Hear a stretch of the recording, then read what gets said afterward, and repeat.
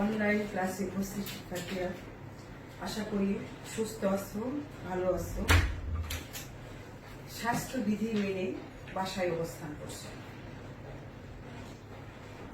আমি প্রফেসর স্নেহারা খাতুন আজ তোমাদের ফার্স্ট ইয়ার অনার্সের ক্লাস শুরু করব। আমি তোমাদের কলেজে ক্লাস চলাকালীন সময়ে অনেকগুলো প্রায় 5 থেকে 6টার মতো ক্লাস নিয়েছিলাম মনে হচ্ছে, আমি ঠিক মনে করতে পারছি না। এর মধ্যে তোমাদের আমি ইন্ট্রোডাক্টরি কিছু ক্লাস নিয়েছি, উদ্ভিদ সম্পর্কে ফার্স্ট ইয়ার অনার্সের পরিচিতি এবং উদ্ভিদ বিজ্ঞান সম্পর্কে তোমাদের পরিচিতি করেছিলাম, বিভিন্ন বিষয় নিয়ে আলোচনা করেছিলাম, কয়েকটা ক্লাস নিয়েছি। এছাড়া তোমাদের বলেছিলাম যে আমি তোমাদের ব্যাকটেরিয়া পড়াবো, মাইক্রোবায়োলজি পড়াবো। মাইক্রোবায়োলজির ভিতরে তোমাদের অনেকগুলো টপিকস আছে সিলেবাস, তোমাদের ইদ্রিস হাওলাদার স্যার অনেকগুলো ক্লাস করিয়েছেন মাইক্রোবায়োলজি সম্পর্কে এবং অনেক কথা বলেছেন। আমিও যখন কলেজে ক্লাস ছিল তখন আমি অনেকগুলো ক্লাস নিয়েছি এবং এই সম্পর্কে ডিটেলস আলোচনা করেছি। যে সমস্ত ছেলেরা ক্লাসে উপস্থিত ছিলে তারা জানো, শুধু যে মাইক্রোবায়োলজি নিয়ে কথা বলেছি তা না, আমি উদ্ভিদ বিজ্ঞান নিয়ে অনেকগুলো কথা তোমাদের ক্লাসে বলেছি। প্রথম দিকে আমি ক্লাস শুরু করেছিলাম, আমার টপিকস তোমাদের বলেছিলাম যে ব্যাকটেরিয়া সংক্রান্ত যে সিলেবাসগুলো, যেমন bacterial microbial growth, microbial nutrition, তারপরে মাইক্রোবিয়াল ইন্টারাকশন, এই জিনিসগুলো আমি বলতে ব্যাকটেরিয়ার সাথে সম্পর্কিত সেই বিষয়গুলো নিয়ে তোমাদের সঙ্গে আমি কথা বলবো, আলোচনা করবো। আমি মোটামুটি তোমাদের ব্যাকটেরিয়া নিয়ে 2টো ক্লাস করিয়েছি, আমার মনে হচ্ছে 2 থেকে 3টা ক্লাস। ব্যাকটেরিয়া কি, আবিষ্কার সম্পর্কে, কিভাবে আবিষ্কৃত হলো, তারপরে বলেছিলাম ব্যাকটেরিয়ার বৈশিষ্ট্য, ব্যাকটেরিয়ার ক্লাসিফিকেশন, বিভিন্ন ধরনের ক্লাসিফিকেশন, বিভিন্ন অ্যাঙ্গেল থেকে ক্লাসিফিকেশন, যেমন ধরো যে ব্যাকটেরিয়া আকারের উপর ডিপেন্ড করে, ব্যাকটেরিয়ার ফ্লাজেলার উপর ডিপেন্ড করে, ব্যাকটেরিয়ার নিউট্রিশনের উপর ডিপেন্ড করে, ব্যাকটেরিয়া কি ধরনের খাবার পছন্দ করে খায় তার উপর ডিপেন্ড করে, বাসস্থানের উপর ডিপেন্ড করে এবং তার কোষ প্রাচীরের গঠনের উপর ডিপেন্ড করে আমি ক্লাসিফিকেশন করেছিলাম। এই ক্লাসিফিকেশনগুলো তোমরা যারা আকারের উপর, যেমন কক্কাস, বেসিলাস, তারপরে স্পাইরাল, স্টার শেপ ইত্যাদি ইত্যাদি, এগুলো তোমরা মোটামুটি ক্লাসে বলেছি আমি। তারপরে বেসিলাস ফ্লাজেলার উপর ডিপেন্ড করে এগুলো পরীক্ষায় আসে বলেছিলাম যে ফ্লাজেলা ট্রাইকাস, স্মল ট্রাইকাস ইত্যাদি। আর তারপরে তোমাদের বলেছিলাম যে ক্যাপসুল সৃষ্টিকারী ব্যাকটেরিয়া, স্পোর তৈরি করে কতগুলো ব্যাকটেরিয়া এবং কতগুলো ব্যাকটেরিয়া স্পোর তৈরি করতে পারে না, কোন ব্যাকটেরিয়াগুলো স্পোর তৈরি করে আর কোন ব্যাকটেরিয়াগুলো সেই সম্পর্ক তোমাদের আমি আলোচনা করেছি। তারপরে আমি তোমাদের বলেছিলাম যে গ্রাম পজিটিভ এবং গ্রাম নেগেটিভ কোষ প্রাচীরের গঠনের উপর ডিপেন্ড করে কতগুলো ব্যাকটেরিয়া আছে যেগুলো গ্রাম পজিটিভ, এবং গ্রাম পজিটিভ ব্যাকটেরিয়া এবং গ্রাম নেগেটিভ ব্যাকটেরিয়ার ভিতরে পার্থক্য, এই জিনিসগুলো বলেছিলাম। তারপরে বলেছিলাম একটা আদর্শ, এই যে কথাগুলো বলছি যে ব্যাকটেরিয়া ফ্লাজেলা থাকে, পিলি থাকে, তারপরে ক্যাপসুল থাকে, তারপরে বলেছিলাম কতগুলো ব্যাকটেরিয়া নিজের খাদ্য নিজে তৈরি করতে পারে, কতগুলো পারে না তার উপর ডিপেন্ড করে, তারপরে যে কোন ব্যাকটেরিয়াগুলো খাদ্য প্রস্তুত করে, কোন পিগমেন্টটা ব্যাকটেরিয়া ক্যারি করে থাকে, এবং ব্যাকটেরিয়ার সঙ্গে ব্যাকটেরিয়াকে কেন ব্যাকটেরিয়া বা মনের গ্রুপে অন্তর্ভুক্ত করা হলো, এবং ব্যাকটেরিয়ার সঙ্গে ব্যাকটেরিয়ার কি বৈশিষ্ট্য আছে, মানে মিল আছে অমিল আছে কোনটা, এগুলো নিয়ে কথা বলেছি। এছাড়া একটা আদর্শ ব্যাকটেরিয়া, এই যে কথাগুলো বললাম, একটা ব্যাকটেরিয়ার ভিতরে সবগুলো বৈশিষ্ট্য সমন্বয় ঘটিয়ে একটা আদর্শ ব্যাকটেরিয়া একে তার বিভিন্ন অংশ চিহ্নিত করেছি ক্লাসে। এবং ছেলেদের তোমার যারা ক্লাস করেছো তারা জানো, আমি এই একটু রিপিট করছি এই কারণে যেন তোমাদের ওই জিনিসগুলো যারা ক্লাস করেছো তারা মনে করতে পারো। তারপরে আমি বলেছিলাম যে ব্যাকটেরিয়া, তাহলে আদর্শ একটা ব্যাকটেরিয়া কি কি চিহ্নিত করেছিলাম, যেমন ফ্লাজিলা, সব ব্যাকটেরিয়া ফ্লাজিলা, যে কক্কাস ব্যাকটেরিয়াতে কোনো ফ্লাজিলা থাকে না, বেসিলাসে ফ্লাজিলা থাকে, পেসেন্টালাম একটা ব্যাকটেরিয়ার ভিতর ফ্লাজিলা সমন্বয় ঘটিয়েছিলাম, ক্যাপসুল সব ব্যাকটেরিয়াতে থাকে না, সেই ব্যাকটেরিয়াতে ক্যাপসুল সমন্বয় ঘটিয়েছিলাম। তারপরে যে ল্যামিনা থাকে, যেটা যার মাধ্যমে ব্যাকটেরিওপ্লাস্ট বলেছি, যেটা ব্যাকটেরিওপ্লাস্টের মাধ্যমে তারা কি করে সংশ্লেষণ করতে পারে, যে পিগমেন্ট থাকে। তারপরে বলেছিলাম যে ব্যাকটেরিয়া কি একটা আদি কোষ, যেহেতু কি থাকে নিউক্লিয়াস থাকে না, তারপর নিউক্লিয় পদার্থ, এছাড়া একটা কি থাকে কোনো ব্যাকটেরিয়াতে থাকে এক্সট্রা ডিএনএ থাকে, একটা সার্কুলার ডিএনএ থাকে, একে বলা হয় প্লাজমিড। সব ব্যাকটেরিয়াতে প্লাজমিড থাকে না, ওই ব্যাকটেরিয়াতে আমরা প্লাজমিডও দিয়ে দেখিয়েছিলাম তোমাদের। এই সমস্ত গুলো আমরা নিয়ে কত ক্লাস চলাকালীন সময়ে কথা বলেছি। তারপরে আমি বলেছিলাম যে ব্যাকটেরিয়া বিভিন্ন এই যে পার্ট গুলো বললাম, সে পার্ট গুলো একটা একটা করে ডিটেলস আলোচনা করা হয়েছে মোটামুটি। তারপরে ইকোনমিক ইম্পর্টেন্ট আমি তোমাদের বলেছি যে ব্যাকটেরিয়ার ইকোনমিক ইম্পর্টেন্ট অবাধ। যেমন তোমরা যে স্যার পড়িয়েছেন ভাইরাস, আমি ভাইরাস সম্পর্কে কিছুটা আলোচনা করেছি। ভাইরাস এবং ব্যাকটেরিয়ার মধ্যে কি পার্থক্য, কোষীয় অকোষীয়, অকোষীয় কেন এবং কোষীয় কেন, এগুলো নিয়ে কথা বলেছি। যে কোষীয় কাকে বলে, কোষ মানে কি, কোষ মানে কোষ সেল মেমব্রেন থাকবে, মেমব্রেন দ্বারা আবৃত থাকবে, তাকে তাহলে। যেমন ভাইরাসকে আমরা অকোষীয় বলছি কেন, ভাইরাসে কোনো এরকম সেল মেমব্রেন নাই, যার দ্বারা আবৃত থাকে না, শুধু নিউক্লিক অ্যাসিড এবং প্রোটিনের সমন্বয়ে গঠিত। এবং এই ভাইরাস এবং ব্যাকটেরিয়া কোষীয় কেন অকোষীয় কেন তা ব্যাখ্যা করো। আচ্ছা, এগুলো পার্থক্য বলেছে। ইকোনমিক ইম্পর্টেন্টের ক্ষেত্রে ব্যাকটেরিয়ার ইকোনমিক ইম্পর্টেন্ট কিন্তু অবাধ, ব্যাকটেরিয়া প্রচুর আমাদের উপকার করে থাকে। তার ইকোনমিক ইম্পর্টেন্ট বলতে গেলে আমরা পজিটিভ দিকটাও আমরা নেগেটিভ দিক, দুটো দিক থেকেই আলোচনা করতে হবে আমাদের, যে নেগেটিভ কি দিক আছে এবং পজিটিভ কি দিক আছে। এখন হলো যে আমরা পজিটিভ দিক কিন্তু ব্যাকটেরিয়ার পজিটিভ দিকটা বেশি। যেমন ব্যাকটেরিয়া না থাকলে আমরা এই পরিবেশে ক্লাসে সুন্দর পরিবেশে বসে আমরা ক্লাস করতে পারতাম না। কারণ ব্যাকটেরিয়া কি বয় প্রণালী সবগুলো পরিষ্কার, প্রাকৃতিক ঝাড়ুদার হিসাবে কাজ করে। ব্যাকটেরিয়া যদি একটা পিঁপড়াও যদি থাকে, সেই পিঁপড়া দিয়ে পুরো ঘর অথবা পৃথিবীটা ভরে যেত যদি ব্যাকটেরিয়া সেগুলো কি মেরে পচিয়ে না দিত। আমরা কেন কিভাবে পচাই ব্যাকটেরিয়া সেগুলো কথা বলেছি তোমাদের। তারপরে বলেছিলাম যে এই ধরনের, তাহলে আমরা বলেছিলাম যে পজিটিভ দিকে উপকারী দিকের ক্ষেত্রে আমরা বলেছিলাম যে পার্ট টু পার্ট, যেমন 4 নম্বর পরে আসে, 5 নম্বর পরে যদি পরীক্ষায় আসে একটা পার্ট দেয়। কৃষি ক্ষেত্রে ব্যাকটেরিয়ার উপকারিতা আমি বলেছি এগুলো ক্লাসে, কিন্তু আমাদের এগুলো আমি রিপিট করছি যে কৃষি ক্ষেত্রে ব্যাকটেরিয়ার উপকারিতা, শিল্প ক্ষেত্রে ব্যাকটেরিয়ার উপকারিতা। কৃষি ক্ষেত্রে ব্যাকটেরিয়া কি কি উপকার করে, যেমন আমি বললাম যে ব্যাকটেরিয়া জৈব সার তৈরি করে, নাইট্রোজেন ফিক্সেশন করে, নাইট্রোজেন সার হিসাবে কাজ করে, কি কি ব্যাকটেরিয়া আমরা জানি। তারপরে ইত্যাদি ইত্যাদি। তারপরে শিল্প ক্ষেত্রে যে ভিনেগার করে পাটের আঁশ তৈরি করে কোন ব্যাকটেরিয়া এবং উদাহরণ সহ এগুলো বলেছিলাম।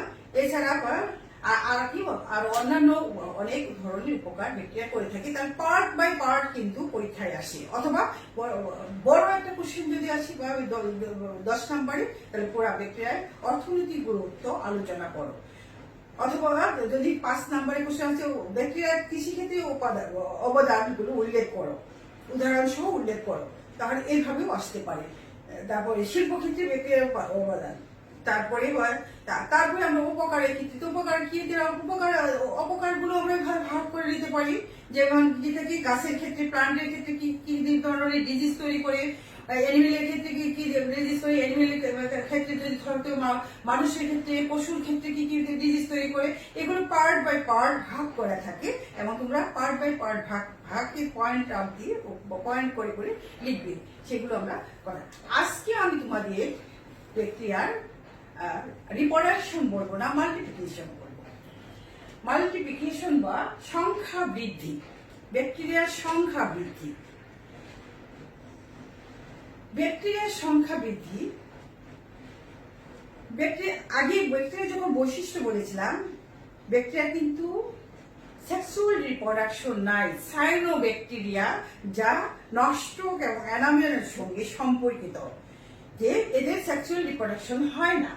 এদেরকে এদের রিপ্রোডাকশনের ক্ষেত্রে কি কি হয়, যেমন একটা ব্যাকটেরিয়া থেকে, যেমন আমি বলেছিলাম স্পোর তৈরি করে, আমি তোমাদের আগে আগে কথা বলছি, স্পোর তৈরি করে, কি করে স্পোর তৈরি করে, যেমন ধর ডিজিজের ক্ষেত্রে, যেমন ক্রনিক ডিজিজ যেগুলো রিসেন্টলি যখন হয়, তুমি যদি রিসেন্টলি হলে 3 মাস পর রিসেন্টলি রিপিট করে কি করে, যখনই তুমি ফ্লাজিল নামক এক ধরনের ক্যাপসুল যখন খাবে, তখন ব্যাকটেরিয়া কি করবে, গুটিসুটি, যেমন অ্যান্টিবায়োটিক, যে কোনো ডিজিজের ক্ষেত্রে আমরা বলেছিলাম যে অ্যান্টিবায়োটিক যদি খাও, কি করতে হবে, আগে টেস্ট করে তারপর অ্যান্টিবায়োটিক খাইতে হবে, তা না হলে কিন্তু তুমি ডিজিজ ধরতে পারবে, কোন অর্গানিজম দ্বারা কি ডিজিজ হয়েছে তোমরা ধরতে পারবে না। এই জন্য আমাদের কি করতে হবে, টেস্ট আগে করতে হবে।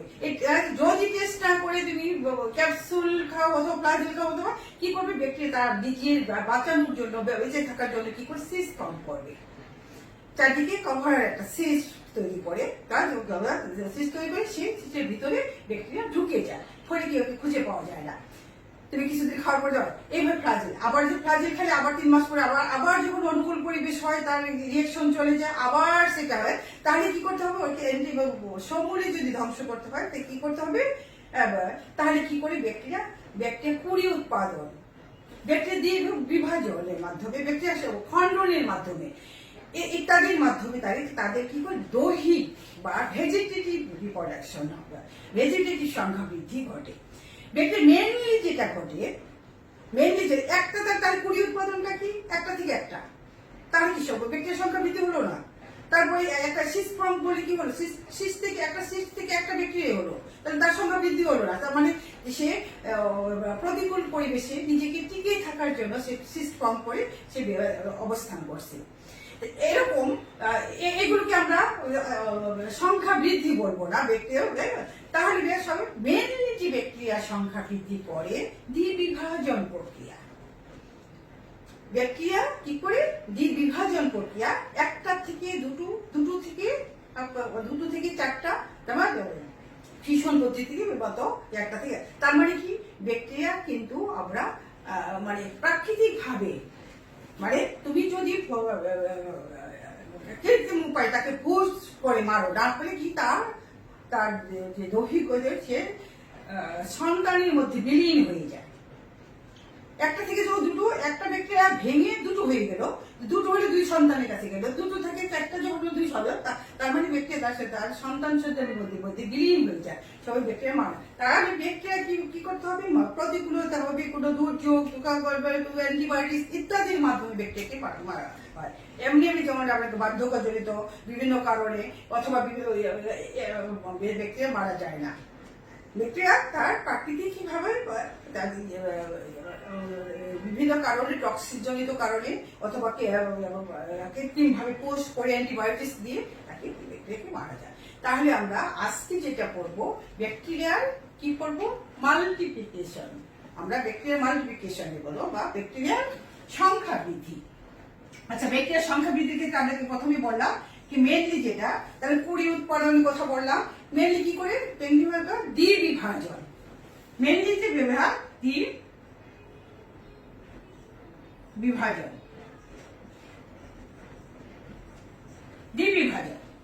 দ্বিবিভাজন মানে দুটো উপায়ে দুটো বিভাজন হয়, একটা থেকে দুটো।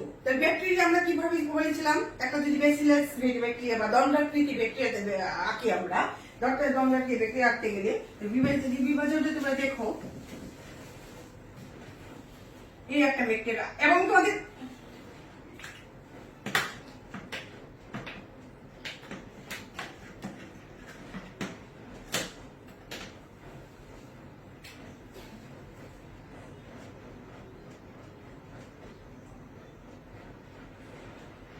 বলেছিলাম ব্যাকটেরিয়ার শেপটা হলো ক্যাপসুল আকৃতি, তুমি দণ্ডাকৃতি ব্যাকটেরিয়া ক্যাপসুল শেপ, ক্যাপসুল তো খাও, সেটা কি করে, মানে 2 পাশে সমান্তরাল, এটা অর্ধচন্দ্রাকৃতি। আর ক্লাসে তোমাদের একে দেখিয়েছিলাম যে খাতায় যখন তোমরা আঁকো, দেখা সবগুলো ব্যাকটেরিয়া না হয়ে যায়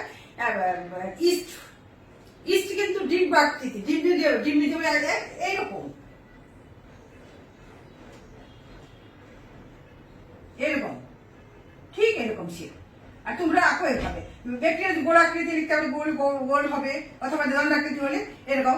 ইস্টের মতো হবে না, ইস্ট কিন্তু এক কোষী ছত্রাক এবং উন্নত ছত্রাক, অ্যাস্কোমাইসিটিস শ্রেণীর অন্তর্ভুক্ত ছত্রাক ইস্ট। তাহলে ব্যাকটেরিয়ার সঙ্গে ব্যাকটেরিয়া কিছুতেই হবে না, ব্যাকটেরিয়া এবং ইস্টের মধ্যে দেখেন এটা হলো ব্যাকটেরিয়া, দুই পাশে সমান্তরাল। যদি তুমি বেসিলাস আঁকো, বেসিলাস তো বুঝতে পেরেছো, বেসিলাস হলো দণ্ডাকৃতি ব্যাকটেরিয়া। তাহলে আমরা কি বলেছিলাম যে আমরা 2 লেয়ার দিব। 2 লেয়ার কেন? ব্যাকটেরিয়ার একটা সুনির্দিষ্ট কোষ প্রাচীর আছে।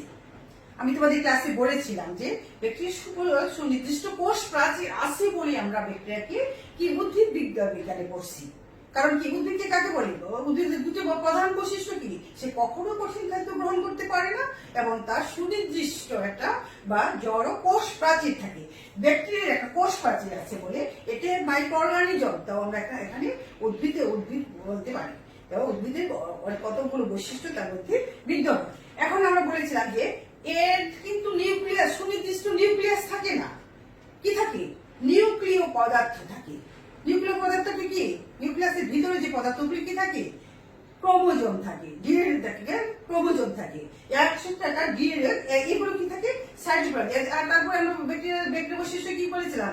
এন্ডোপ্লাজমিক রেটিকুলাম থাকে না, আর আদার্স সাইটোপ্লাজমিক অঙ্গাণুগুলো থাকে না। কি থাকে? শুধু রাইবোজোম।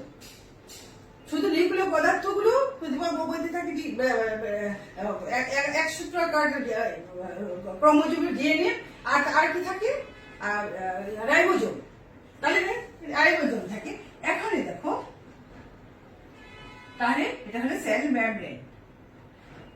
সেল মেমব্রেন, এই যে নিউক্লিয় পদার্থটা, নিউক্লিয় পদার্থ, তা আমরা কি করি? সেল ডিভিশনে কিন্তু কি বলতো, আর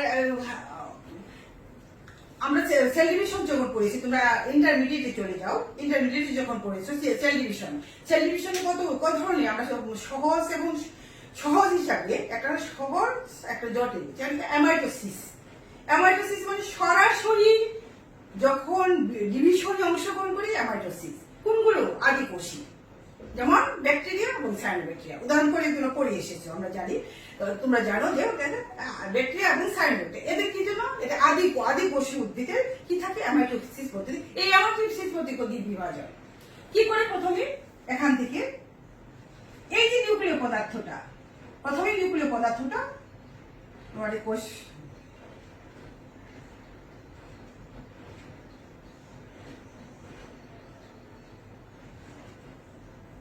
আমি যদি একটা একে তোমাদের দেখাই দিই, তাহলে তোমরা আঁকো, আমি একটাতে দেখাবো,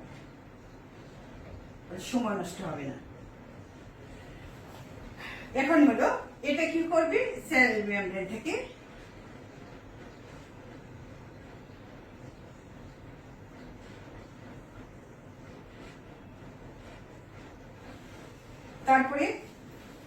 তারপরে কি করবে?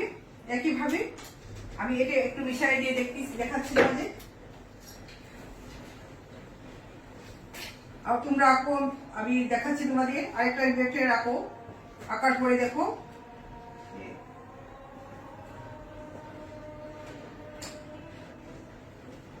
তারপরে আবার কি করবো? ব্যাকটেরিয়া একেবারে একই অবস্থায় এই আরো লম্ব হয়ে দুই পাশে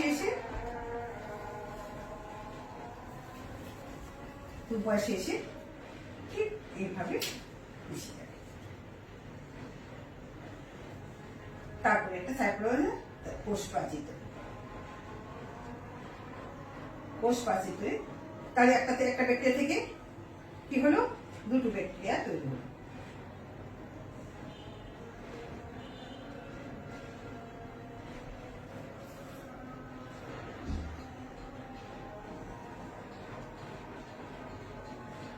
দুটো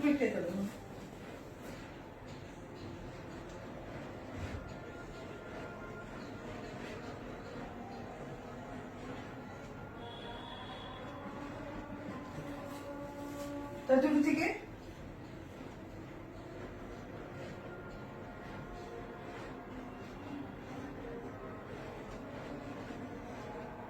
তিনটা থেকে আবার এটা থেকে এইভাবে কি করে দেবে। তাহলে আমরা জানি যে ব্যাকটেরিয়া মেনলি যে বিভাজনটা হয় সেটা হলো দ্বিবিভাজন প্রক্রিয়া সেলুলার সংখ্যা বৃদ্ধি করে। আমরা সায়ানোব্যাকটেরিয়া এদেরকে আমরা রিপ্রোডাকশন বলবো না, রিপ্রোডাকশন না বলে বলবো যেটাকে কি করে রিপ্রোডাকশন মাল্টিপ্লিকেশন বা সংখ্যা বৃদ্ধি ঘটে।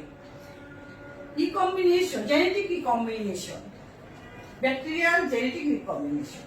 এখন আমি বলেছি যে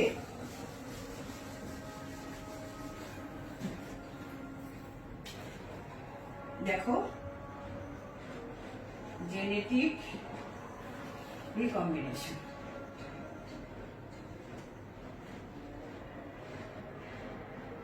রিকম্বিনেশন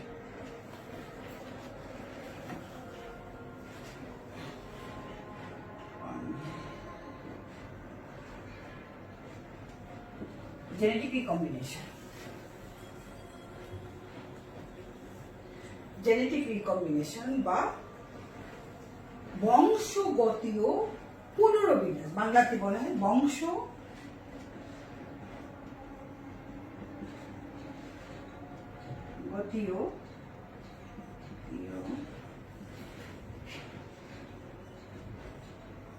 পুনর্বিন্যাস, বংশগতীয় পুনর্বিন্যাস, জেনেটিক রিকম্বিনেশন বা বংশগতীয় পুনর্বিন্যাস। এই এখন দেখো জেনেটিক্যাল রিকম্বিনেশন বা বংশগতীয় পুনর্বিন্যাসের ক্ষেত্রে কি বলবে, ব্যাকটেরিয়ার সেক্সুয়াল রিপ্রোডাকশন নেই, কিন্তু বংশগতীয় রিকম্বিনেশন ঘটে। কিভাবে বংশগতীয় রিকম্বিনেশন ঘটে?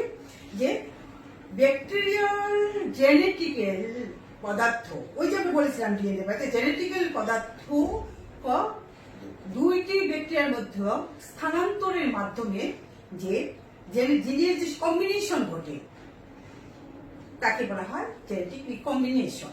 কিভাবে জেনেটিক পদার্থের যখন রিকম্বিনেশন ঘটে, সমন্বয় ঘটে, ভিতরে সমন্বয় ঘটে, তাকে বলা হয় জেনেটিক রিকম্বিনেশন। বৈশিষ্ট্য সমন্বয় করে ঘটিয়ে একটা নতুন বৈশিষ্ট্য তৈরি করে বা নতুন, যেমন ধরো যে কিছু কিছু ব্যাকটেরিয়া আছে যে ব্যাকটেরিয়াগুলো যেমন বগুড়ার দই খুব মিষ্টি এবং সুস্বাদু থাকে, কিন্তু আমাদের এই ঢাকা শহরে দই মিষ্টি ততটা দই হচ্ছে কিন্তু সুস্বাদু না। কারণটা কি? ইয়েতে যে বগুড়াতে যে দইটা তৈরি হয়, যে ব্যাকটেরিয়া তৈরি করে একেবারে ওই ব্যাকটেরিয়া যে এনভায়রনমেন্টে তৈরি হয়, সেই এনভায়রনমেন্টে যে ব্যাকটেরিয়া যে জিন আছে যে কোয়ালিটি তৈরি করে, সেই কোয়ালিটি অনুযায়ী ব্যাকটেরিয়ার কোয়ালিটিটা ওই দইটা সুস্বাদু হয়। এখন যদি ওই ব্যাকটেরিয়ার সঙ্গে এই ঢাকায় তৈরি ব্যাকটেরিয়ার ভিতরে যদি আমরা রিকম্বিনেশন ঘটাই, জেনেটিক্যাল রিকম্বিনেশন ঘটাই, তাহলে দেখা যাবে যে আমরা ঢাকাতেও আমরা বগুড়ার মতো দই পেতে পারি। তাহলে কিভাবে ব্যাকটেরিয়াল রিকম্বিনেশন? তাহলে দুই বা ততোধিক বৈশিষ্ট্যের ভিতরে যখন সমন্বয় ঘটিবে একটা নতুন বৈশিষ্ট্য তৈরি হয় বা নতুন বৈশিষ্ট্যের সমন্বয় ঘটে, সেই তাকে বলা হয় ব্যাকটেরিয়াল রিকম্বিনেশন বা জেনেটিক্যাল রিকম্বিনেশন। জেনেটিক্যাল রিকম্বিনেশন, ব্যাকটেরিয়ার ক্ষেত্রে জেনেটিক্যাল রিকম্বিনেশন তিনটে উপায় হতে পারে। একটা হলো ট্রান্সডাকশন,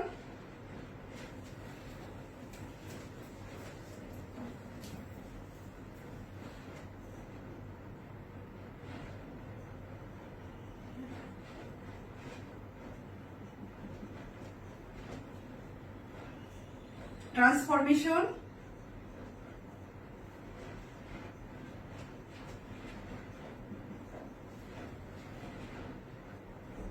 কনজুগেশন।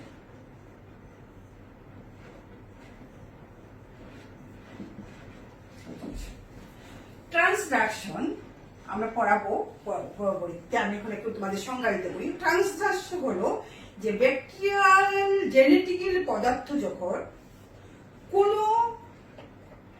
জীব দ্বারা স্থানান্তরিত হয়, হয়ে রিকম্বিনেন্ট ঘটায়, তাকে বলা হয় ট্রান্সডাকশন। ট্রান্সফরমেশন জেনেটিক পদার্থ, ন্যাকেড জেনেটিক পদার্থ দ্বারা যখন কোন জীবের ভিতরে নেকেড জেনেটিক কিভাবে হয় সেটা আমি বলবো, যে জেনেটিক পদার্থ যখন স্থানান্তরিত হয় তাকে বলা হয় ট্রান্সফরমেশন। কিভাবে হয় তা আমরা পরবর্তীতে বলবো। আর কনজুগেশন, কনজুগেশনটা আমি আমার আজকে তোমাদের পড়াবো। কনজুগেশন এই জেনেটিক্যাল রিকম্বিনেশন লেডারবার্গ এন্ড টাটাস, লেডারবার্গ এবং টাটাস 1946 আবিষ্কার করেন যে ব্যাকটেরিয়ার ক্ষেত্রে কি হয়, রিকম্বিনেশন ঘটে।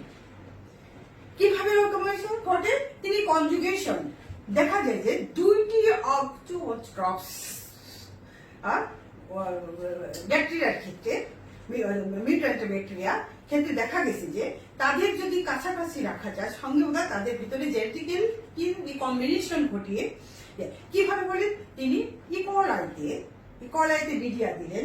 মিডিয়ার ভিতরে তিনি দিলেন একটা হলো বায়োটিন এবং মিথানিন নামক অ্যামাইনো অ্যাসিডের সমৃদ্ধ একটা মিডিয়া তৈরি করলেন। তার ভিতরে ব্যাকটেরিয়া গ্রো করে। আরেকটা ব্যাকটেরিয়া যেটা হলো থিওডিউমিন ও লিউসিন, যা এই মিডিয়া তৈরি করতে মিডিয়াতে দিয়ে যে গ্রো করে। এই দুটো মিডিয়াকে একসঙ্গে করে ব্যাকটেরিয়াকে গ্রো করানোর পরে সাধারণত যে ব্যাকটেরিয়াগুলো মিডিয়াতে খাবার পায় সেখানেই তারা ওই ব্যাকটেরিয়া ওই ধরনের খাবারে রেখে গ্রো করে।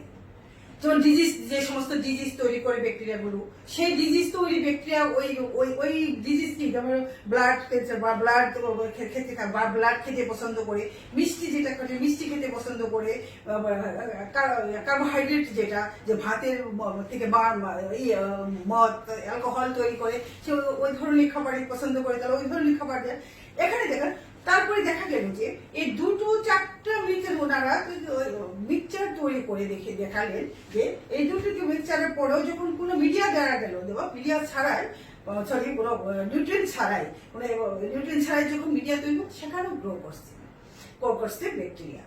এই দুটো ব্যাকটেরিয়া, তার মানে কনজুগেশন করতে বলে দুটো অপোজিট স্টেন ব্যাকটেরিয়া, অক্টোট্রপ ব্যাকটেরিয়া পরস্পর সান্নিধ্যে আসতে হবে।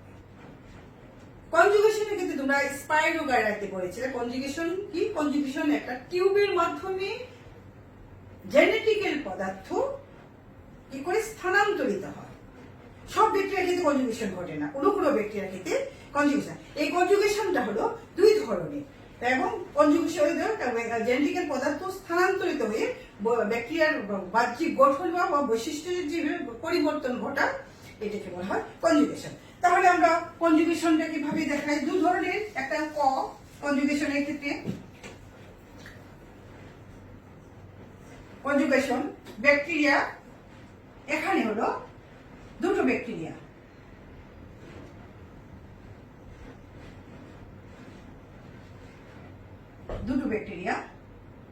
কাছাকাছি আছে, দুটো, একটা হলো plus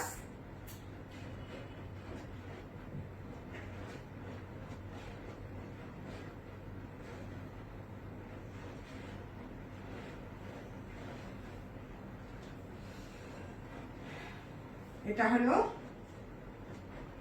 F plus F minus. F প্লাসে কি আছে? ব্যাকটেরিয়া তো নিজস্ব ডিএনএ আছে একটা, বা ক্রোমোজোম আছে, মাইনাসে ব্যাকটেরিয়া ক্রোমোজোম। এখানে হলো একটা F ফ্যাক্টর, মানে এক্সট্রা ডিএনএ থাকে।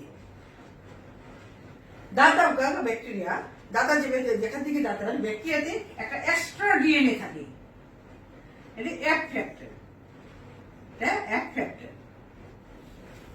একটা এক্সট্রা ডিএনএ থাকে, এই যে ডিএনএ এটা হলো F প্লাস। তার মানে কি এই ব্যাকটেরিয়ার মধ্যে কি, এটা দাতা এবং গ্রহিতা ব্যাকটেরিয়ার মধ্যে কি পার্থক্য? দুটো স্ট্র্যান্ডের মধ্যে কি পার্থক্য? তুমি টুলিয়া নিয়ে দিয়ে দিবে, ক্লিয়ার করে দিবে। এখানে কি হলো, দুটো পাস করে আগে ছেলেরা এঁকে দিবে, আমি বারবার আঁকবো না, তোমরা এঁকে নাও। এখানে কোষ প্রাচীর থেকে এখান থেকে আস্তে আস্তে করে বৃদ্ধি ঘটবে, বৃদ্ধি করবে। এবারে বৃদ্ধি ঘটলো, তাহলে এই যে এই প্লাজমিড এফেক্টরটা, যে প্লাজমিড কি করবে, রেপ্লিকেশনের মাধ্যমে, এটি কি করবে, রেপ্লিকেশন তোমরা জানো, রেপ্লিকেশনের মাধ্যমে কি হবে, এটাকে অ্যাপ্লাই করবে। তারপরে কি করবে,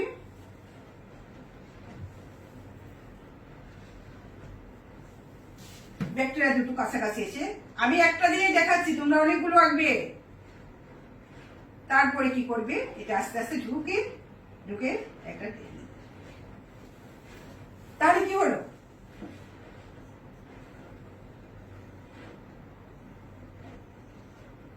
যদি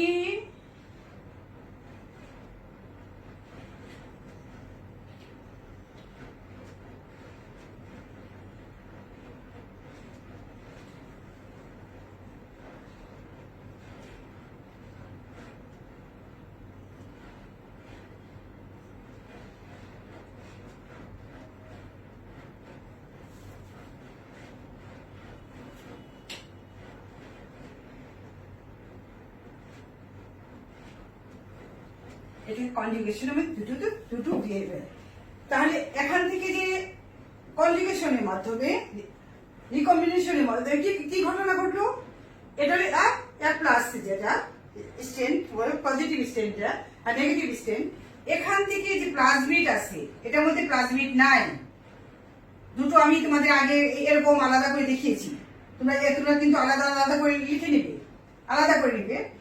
এখান থেকে এই যে প্লাজমিড রেপ্লিকেশন করে কি করবে, এই যে কনজুগেশন টিউব দিয়ে এই ব্যাকটেরিয়াতে ঢুকে যাবে। যদি পুরোটাই ঢুকে যায় কখনো কখনো, এই ব্যাকটেরিয়াটা কিন্তু মরে যেতে পারে। যেহেতু ডিএনএ আছে, এটা ঠিক থাকতে হবে। তাহলে কি, তাহলে এটা কি হলো, এটা হলো এক প্লাস, এখানেও এক প্লাস চলে গেল। তাহলে দাতা ব্যাকটেরিয়া যে রিকম্বিনেশন যে বৈশিষ্ট্য যে দেওয়া, এখানে আরেকটা দাতা ব্যাকটেরিয়া তৈরি হলো, মানে এক প্লাস থেকে এক প্লাস তৈরি হলো, বা প্লাজমিড, এই ব্যাকটেরিয়াতে প্লাজমিড ছিল না, এখানে কনজুগেশনের মাধ্যমে কি করেছে, যে আরেকটা ব্যাকটেরিয়া বা যে প্লাজমিড কনজুগেশন টিউবের মাধ্যমে ওই ব্যাকটেরিয়াতে চলে গেছে।